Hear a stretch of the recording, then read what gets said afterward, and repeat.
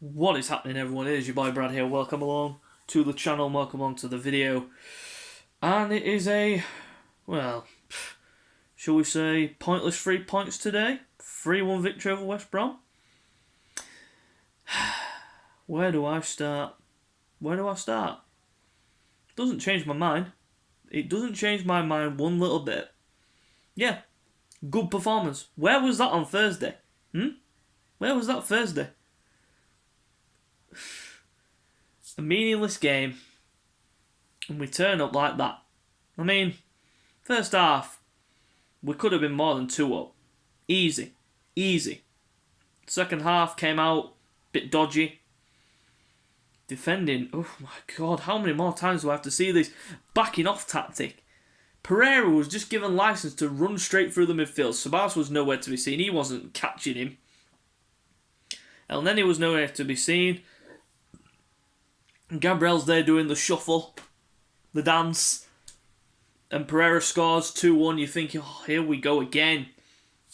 It's going to be another one of those nights where you think we're going to throw away this lead again. But, of course we didn't, because we ended up getting the third goal, which of course, which of course condemns West Brom to relegation. And this is the first time in his illustrious career that big fat Sam Allardyce has officially been relegated. Incredible. He's kept teams up all the time that he's been in management. But he's been unsuccessful for the first time in his career. And poetic justice, it comes in a game which is meaningless to us. I mean, season's dead. Everything about that game was all about the protest at the beginning. It was nothing to do with the game. Let's be real. We still want Stan Kroenke out. We want this entire board slashed. Vinay gone. Edu gone. All these yes men gone. Want them out. Because we're hearing it again. All the time. Oh, we're going to back our manager in the summer. Oh, we're going to give him a war chest to spend. What a load of shit. We hear this every single year. These people have been in power for over a decade. And you expect us to believe the bullshit that comes out of your mouth? Are you fucking kidding me? Don't play with our minds. Don't try and play mind games with us. Because we as fans, we know that we deserve better than this. And that is why I am crying out for Daniel Ek to come in with this bid and literally put an end to this horrible decade. Well, over a decade. Horrible. We need change. And that has to come from the top, right to the top, throughout the entire team. Owners, manager, board of directors and such like. We need changes everywhere. Executives, everything. Players. There's half this squad don't even deserve to play for this team. They're not fit to wear the shirt and the badge is way too heavy for them. So we need a change. And for me, it's still the same. Arteta out. Kroenke out. Vinay out. Edu out. It's not good enough. Simple. And even if we go and spend 200 million in the summer, won't change my mind. Will not change my mind. But, of course, we've heard that Arteta is going to be here next season, so let's not get excited about him getting sacked.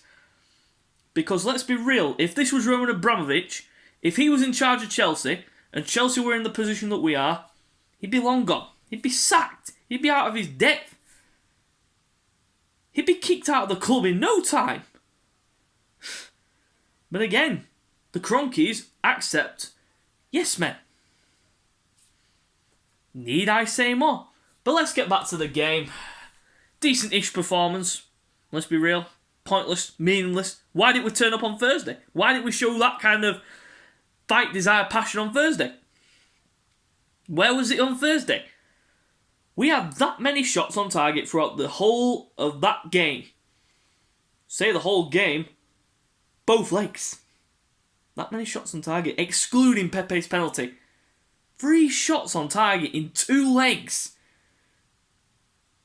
Pathetic. Absolutely pathetic. But where was that performance today on Thursday? You're doing a meaningless game, which means fuck all. Yeah, it's relegated West Brom. Big whoop-de-doo. Couldn't give a damn about West Brom and where they go. I care about Arsenal. And where we're going nowhere. We're stuck in the middle of butt-fuck nowhere. That's where we are. Jokes. Jokes all around. But anyway, let's get into the player ratings. Starting in goal, Bernd Leno. Shouldn't have played for me. But wasn't really troubled. The only time he was troubled, really, was when Pereira had those few snapshots in the first half, and then he obviously scored. No clean sheet again. But Matty Ryan, he kept a clean sheet last week against Newcastle. And they are in a better position than West Brom. Why are you not giving him a chance? Why are you not resting Leno for Tuesday, or should I say Wednesday, against Chelsea? A much more important game. Well, say important, it's not important really, because we're not going to go anywhere, but it's a bigger game. We could potentially give Chelsea problems in terms of their qualification for Champions League. Well, I can't see us going to Stamford Bridge and winning, not against Thomas Tuchel's Chelsea, but we move on. But Bernd Leno's rating today, I give him a 5. Going to the right back position, Callum Chambers.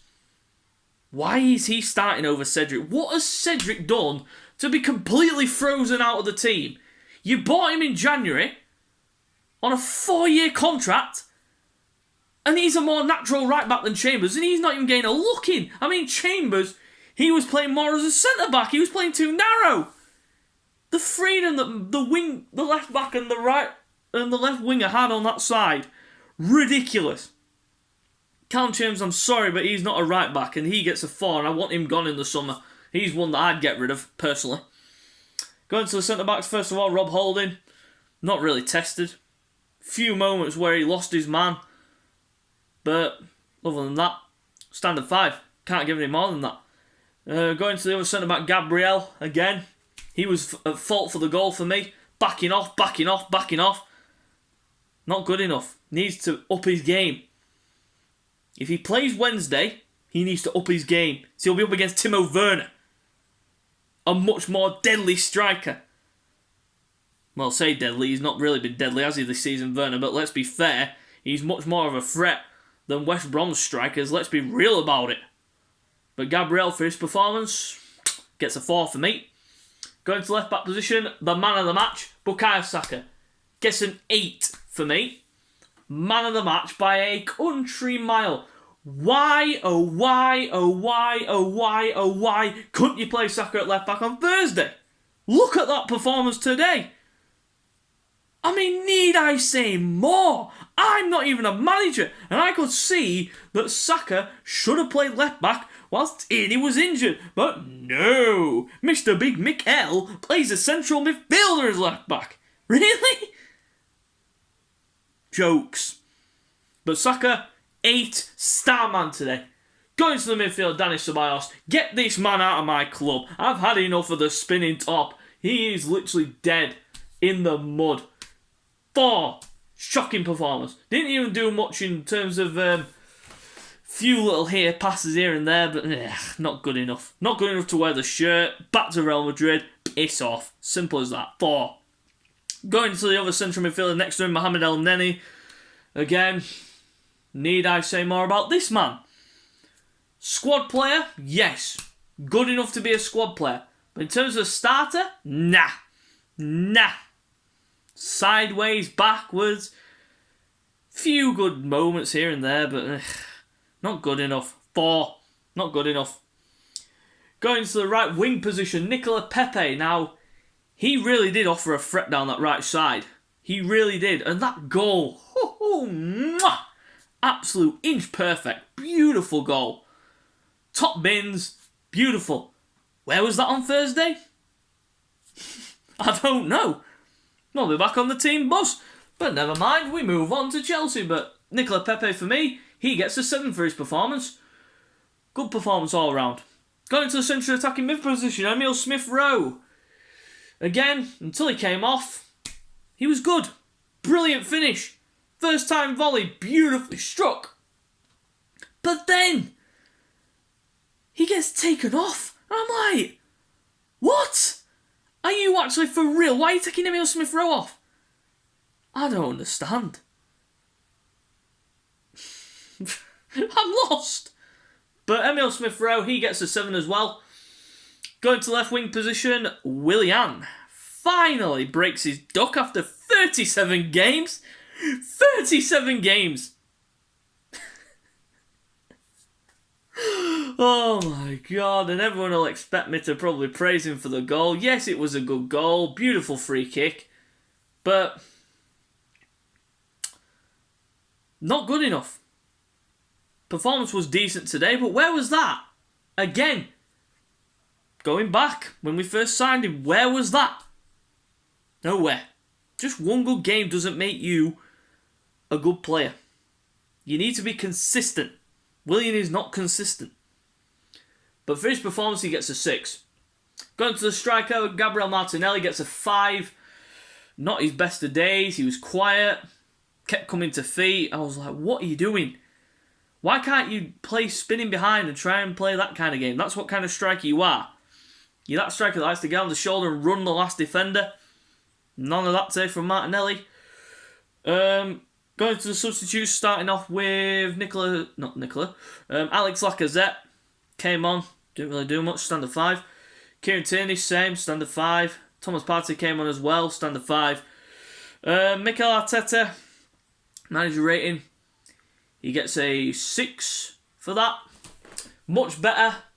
But where was that on Thursday? Like I said, where was that on Thursday? Where was that intensity? Where was that fight? Where was that desire? Where was that hunger to get a victory? Just one goal we needed. We scored 3 today. We could have just scored one goal against Villarreal to take us to Gdansk. But did we? No. Shocking. And for me, it doesn't change my mind. Arteta needs to go. We need a manager who can come in, steady the ship, and we need some experience at the table. I would personally go and contact Massimo Allegri right now and say, listen, just come to Arsenal for goodness sake. We need change, and we as fans are going to beg for change until it happens. But will we get it? Doesn't look like it from what's been said. Mikel Arteta's here today. And I'm not trusting the process. I don't back the process anymore. I'm dead. It's dead. I said it previously. It's dead. Simple as that. And that is it for the reaction and player ratings video. And do subscribe for more content if you're new. And I'll see you Tuesday for the preview and predicted lineup for Chelsea. So see you later.